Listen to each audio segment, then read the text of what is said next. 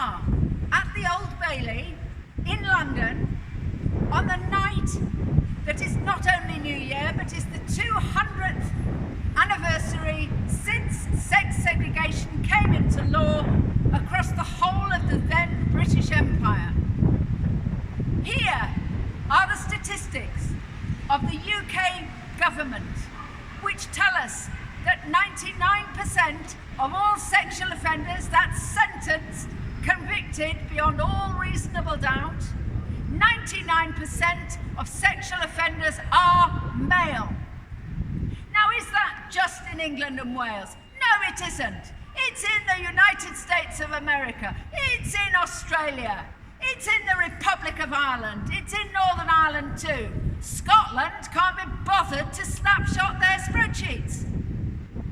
So, that's only part of the information. In New Zealand and Canada, where self-ID rules, it's gone down to 98% of all sentenced sexual offenders are male.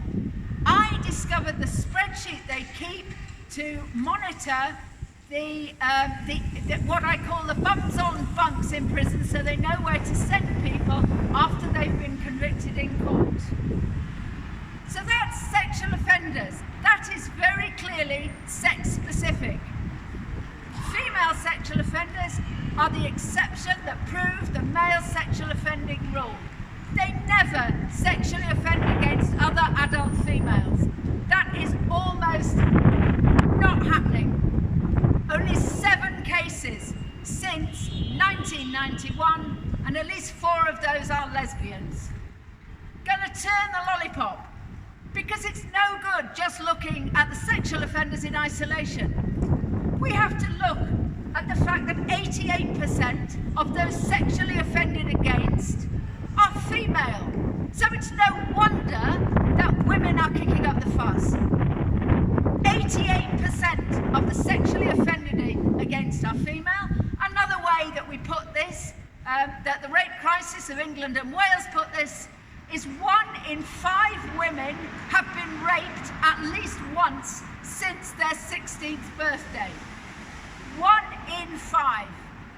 That compares with 1 in 25 males. 1 in 25. And that doesn't count all of the micro and macro aggressions that the police decrime, that we don't bother to report because they're trivial. So no, it's not good enough to say, oh well, men don't report rape. Well, women have a whole lifetime of sexual predation and daily pressure, and we don't report most of that either. What you also have to factor in, Jolyon Moore, King's Counsel, a prominent transgender activist, he says that less than 2% of rapes result in conviction. That's less than 2%. That means that women are guilty until proven innocent. We are treated as the criminal, and we get little or no justice.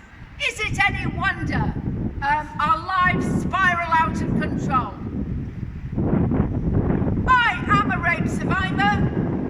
I did Me too soon in 1998, and I've been indecently assaulted in an NHS hospital. Of course my health is shattered by that.